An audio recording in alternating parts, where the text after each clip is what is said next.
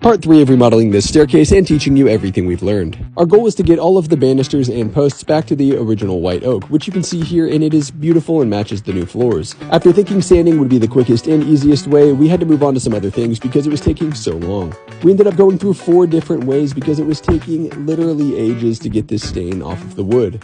After sanding, the second option we chose and had read a lot about was citrus strip, and I'm going to tell you about that entire process. You can see everything I bought here and this roll of essentially saran wrap, but this was used by movers to wrap furniture. You're going to start by putting a hefty coat of citrus strip on all of the wood. Now this is the back staircase and there are more rails back here, so there was a lot of wood to cover, and let me tell you, it took many hours.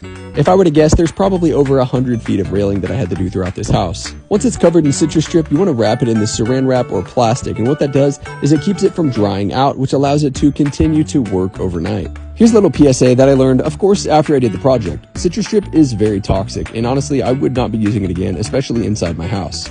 I was wearing a mask and gloves the whole time I did the project, but I didn't really think about the fumes that would be set around the house, and they took over 24 hours to go out. I let it sit overnight and gave it about 12 hours before I decided to start scraping it off. Now, I was very hopeful that I could just come in with a putty knife or steel wool and it would just rub right off. But let me tell you, it was exactly the opposite. Almost nothing came off.